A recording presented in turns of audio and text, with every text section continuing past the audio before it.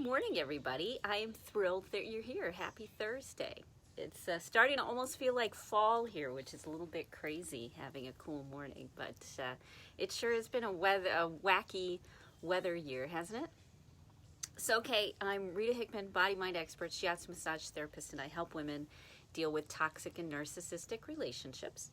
And I do it using Asian medicine and the body-mind and how everything's all interconnected. And I help you find out practical, real-world tools that help you, really create the life that where you have some peace, where you have some happiness, where you're not, stuck in survival mode all the time. So, one of the main things that keeps us trapped in narcissistic or toxic relationships are the beliefs that we have about the world. Now, let me tell you something interesting about beliefs. So, beliefs have to get past our frontal lobe. They have to get past, our gatekeeper that says, this is important information, this isn't important information. The frontal lobe kind of has to be out of the way and a seed planted in the subconscious. And once a seed is planted in the subconscious, then the subconscious looks around everywhere until it finds enough proof to say this is a belief. And when your subconscious has decided that something is true, after deciding for itself, there's enough evidence out here that this is true, then it kind of becomes hardwired in and it becomes a belief. So where did most of your beliefs come from? Most of your beliefs came from before your frontal lobe was a good gatekeeper, before it filtered things out. And so beliefs or ideas or sentences or words, they got planted in your subconscious. Your subconscious looked around to, prove it, to validate it. Is this correct? And when it did, then it became a belief. And that belief sort of shapes the decisions we make, how we react to things, the relationships we have, the lives we live. It's basically all based on software. How crazy is that? Now, the neat thing is you get to update your software. There are absolute ways to update your software because the structure still works the same. You have to get your frontal lobe out of the way, and you have to plant in a new idea. And once you plant a new idea, then your subconscious starts to go to work. It starts to change things. So what are some ways you can get the frontal lobe out of the way? Some of the ways are by having something be unexpected. When we're not paying attention, something takes us by surprise. That's one way that stuff sneaks past our frontal lobe and plants in our brain. So when something was a surprise. So it's no surprise then that your traumas and beliefs around your traumas ended up some of the stickiest parts of your belief system because it was unexpected, you felt helpless to it, and you couldn't express it and process it out.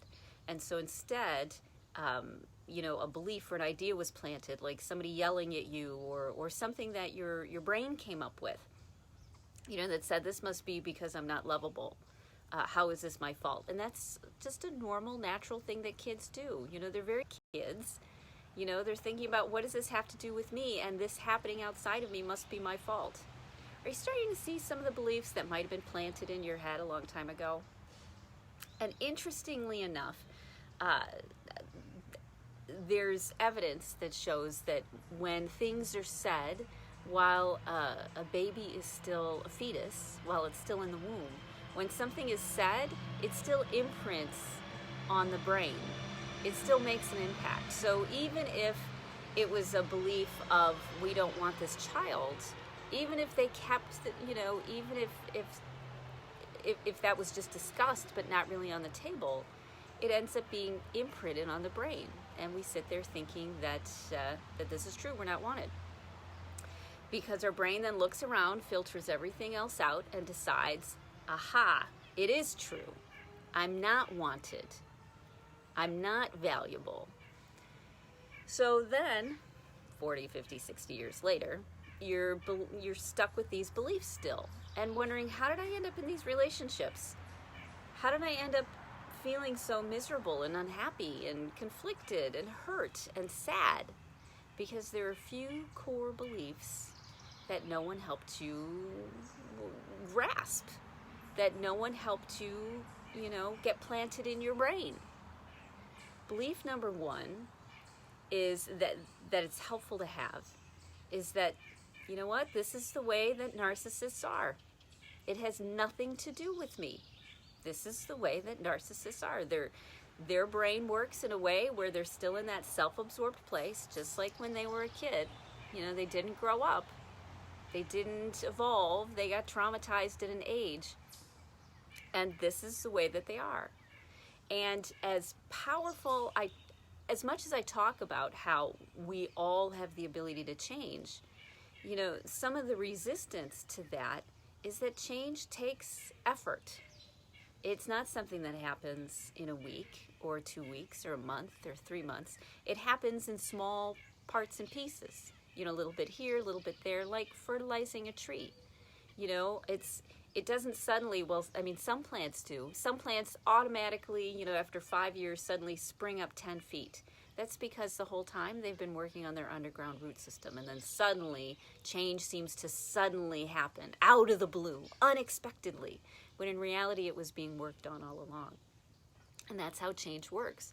Someone has to be dedicated enough to themselves, to wanting to live their life differently. That's you. They have to be dedicated to that. And when you consistently work it, then you're going to change. Now, a narcissist has no desire or motivation, usually, to work or put in that amount of effort. It's easy for them just to let something go and find something new.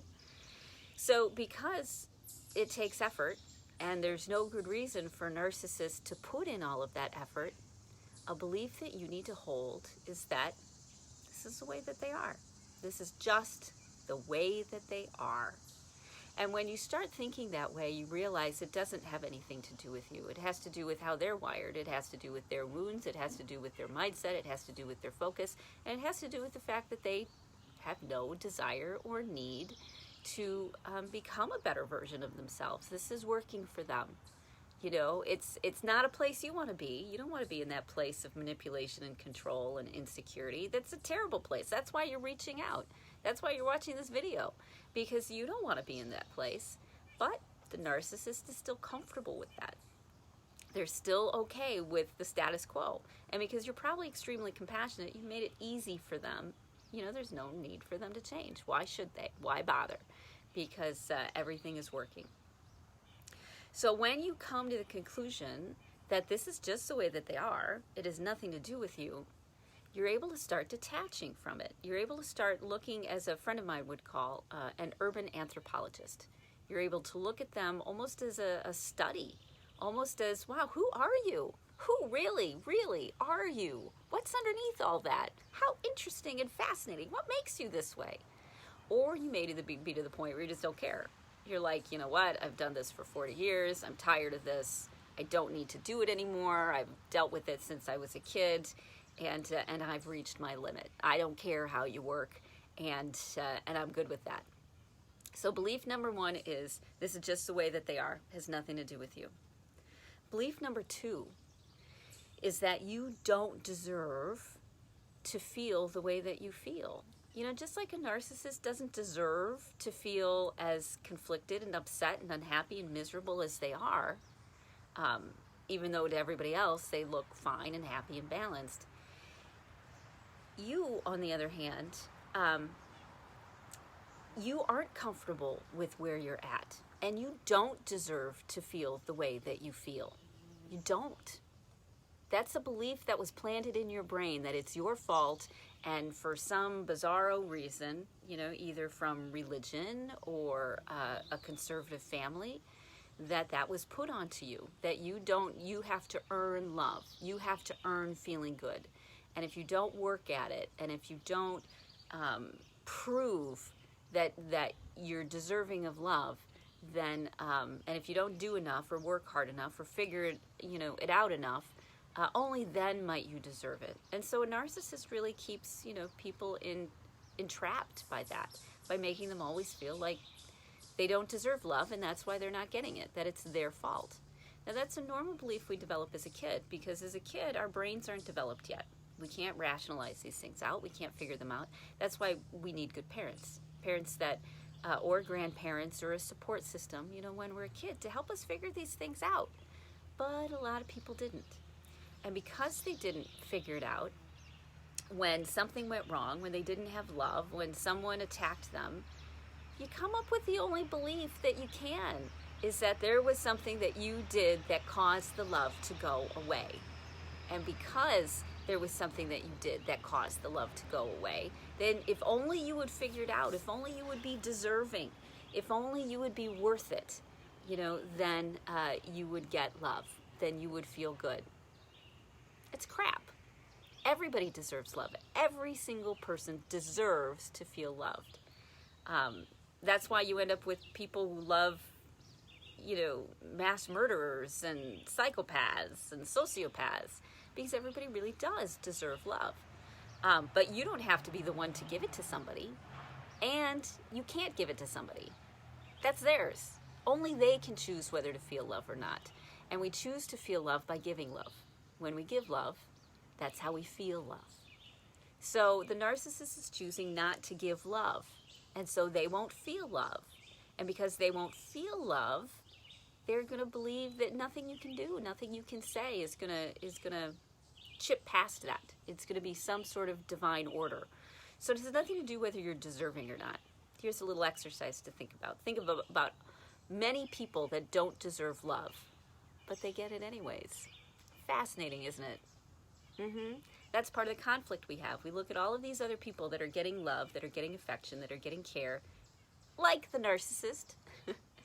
And there's this whole why. Why do they get these things? Well, they're certainly not deserving, because they were smart enough to find somebody who would treat them well. Ding, ding, ding, that would be you. So they worked the system. It's not that they're deserving, it's that they worked the system, okay? So you have to put out of your head that you don't deserve love and you don't deserve to feel good, because you absolutely do. So a third belief that gets in the way is that there is no way for you to feel love, that there's nothing out there, that no one is capable of loving you, that no one is able to love, that this is it. This is the best that you can do.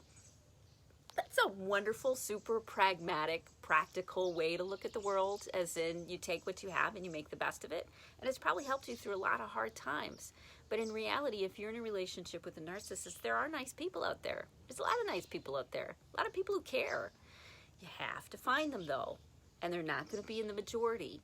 You have to start making a concerted effort to look for people who have the ability to be kind, who have the ability to care and to respect you and to respect your boundaries, okay? You have to find people who want to do that, okay? And when you do find people who want to do that, you have to communicate clearly so that they can do that. If you don't let them know that something bothers you, they can't do anything about it. And nice people, kind people want to do something about it. And yes, there's a lot of nice and kind people who have the ability to love, who have the ability to be kind and affectionate, and they're looking for other people who have that ability too. So they're out there. You just haven't found them yet, but they're there, and it works, and people care more about how they feel than they do about most of those other trappings. So when you focus on creating a rich, wonderful life for yourself, that's when you start being able to find the people who are able to give you as much love as you're giving out, so that it's a mutual back and forth. Givers giving to givers. And that sort of synergizes, makes the world a little bit bigger. So, those are some pretty core beliefs. One, that this is just the way the narcissist is. It's not your fault. Two, that absolutely you deserve love. Everybody deserves love. Everybody deserves to feel good. And three, that love is possible. That caring and a good experience and a good relationship is possible, and it's really not that much work. The work is inside. The work is on what you believe is possible. The work is finding the things that make you feel good, that make you feel happy, and not looking for someone else to do that, because they can't. Because remember, love is generated inside you. And so when you find the ways to feel good, when you find the herbal medicines and the nature and the movement and the water and the connections and the fun, when you find those things, that's when you feel love, because love is generated inside of you. And then it calls to, people out there, and it will find other people who want the same things. You just have to have some boundaries around it to be like, no, I'm not going to let everybody in. I'm just going to let in the people that have the ability to love and respect me. So what do you do with these beliefs? Maybe there's a part of you that's like, I know I should do this, but I'm still stuck on this belief. I know I should do this. I'm still stuck on this belief. So there's two parts to it. One, your emotion around some trauma that happened, some suppressed emotion gets in the way. And so every time something happens, you get triggered, you get distracted by how you feel, and you're right back in that emotion, that anger, hurt, fear, pain, grief, whatever it may be. So one of the things you first have to do are find ways to revisit those memories, allow yourself to feel the things that you wouldn't let yourself feel before, and then get the parenting and the reframe and the love and the support from you. You can imagine you in the memory, You can imagine you. You can imagine somebody that loves you. You can imagine God. You can imagine you can imagine anything, but of being validated and heard and loved. And the best person who can do that for you is you, because you're with you 24/7, aren't you? So you have to start cultivating that. I take time every day where I go and I revisit things, and I give myself the parenting or the love or the support or the nurturing that I always needed. And when you do that, things start to clean up. You start becoming less reactionary. When you start becoming less reactionary, then when a belief comes up, let's say I'm no good, this is never going to work, then you ask yourself, is this something I want to believe? Is this something that is moving me forward? Is the idea that I don't deserve respect something that is actually going to get me where I want to go? No. I have tons of women who say, I don't love myself, I don't respect myself. And that's a belief. You get to change your belief. It's called neuroplasticity. Your brain has the ability to change how it thinks and create new neural connections all the time. And that's what beliefs are. They're just, roads that were put down in your brain. But if you let the road grow over and go back to nature and you forge a different path, then you're going to think differently. Your brain will change. Your beliefs will change. So when a belief comes up and you say, I'm no good, I don't deserve this, or whatever it may be, ask yourself, is this something that I want to believe? The next question I ask is, well, what if it were possible if I believed differently? You have to believe it's possible. And it is. Absolutely, positively it is. So you have to say, is it possible for me to change my mind? And you start asking yourself, what would help you change your mind? For me, I like to then look for relationships that do work. People who have made their way, changed their life, or evolved, or gotten something that they wanted. I'll start to look around at the people around me, and I'll start to look for evidence of a new belief. So you have to relax. You have to let, your frontal lobe, your guardian, get out of the way. And you have to be curious. And you have to wonder, is this possible? It might be possible. Wouldn't it be great if it were possible? Boy, wouldn't it be wonderful if I could love myself? Wouldn't it be wonderful if I respected myself? So then you start looking for ways in your life that you have loved and respected yourself, and ways in other people's lives that they've gone from hating themselves to loving themselves. And you start recognizing that change is possible, and it's possible for you. And that if you keep focusing on what you want to believe instead of what you do believe, without vilifying it, without being angry and creating more trauma, when you focus on, I really want to believe that I'm worth respect. I really want to believe that I'm deserving of love. That's what I want to believe. And you start brainwashing yourself in the other direction. Because in reality, if you're a conspiracy theorist, and yeah, I'm a tad bit of a conspiracy theorist, in reality, marketing and media and the economy has been sending you messages, for decades, ever since you were a baby, since television began, movies and magazines and whatnot. And they've been brainwashing you to believe that you're no good. That you're no good unless you get the newest face wash, or your hair looks a certain way, or if you do a certain thing for the people in your life. It's not just your family, it's always also been the media that's been brainwashing you and putting these thoughts in your head that you're not good enough, that you don't deserve love, that it'll never work out anyway, so why bother? And only if you do, if you buy something, that you'll be able to change. Totally not true. They've been controlling you. Ah! You've been a slave to the economy and a slave to people's insecurities. It's a way to control you. And it's time to start washing your brain and feeding your brain with the things that you want to believe, the things that will actually move you forward. Because when you believe you're deserving, then you become deserving. That's the reality that's created. When you believe that something is possible and exists, then that's how that reality is created. You start finding it and seeing it and creating it in your own life. So notice the beliefs you have, clear out any emotional energy around it, and then start being curious and open and looking for ways to prove that these negative beliefs that you carry are just beliefs. Who knows where they came from? Could have come from generations ago. Who knows? But it's okay. It's just a belief. So what? It's not true. And you get to start believing something different and looking for things to prove something different, okay? So, exercise today. Monitor your beliefs. If something comes up that you don't like, see if you need to clear some emotional energy around it and be supportive of yourself. And then start thinking new thoughts. Start thinking new ideas about what's possible for you, okay? Because it is possible. We are like Play-Doh. Our brains and our bodies are so malleable, so able to change. You just have to you have to want it. You have to desire to change. And when you desire to change, the change starts to happen, okay? So I hope you have a great rest of your day. Tomorrow, I will be doing a live stream. A friend of mine, Tara, in Australia, is going to be interviewing me. And because she's interviewing me, it's going to be a little bit goofy. We're going to try to do it through Zoom on my channels, and you'll see both of us. So, don't be too goofed out tomorrow if you're like, hey, what's going on? Because we're going to test it tonight, and after we test it, make sure that what we're going to do is going to work. Then we'll be able to live stream tomorrow, okay? So I hope you have a great rest of your day, and I'm looking forward to seeing you tomorrow. Bye.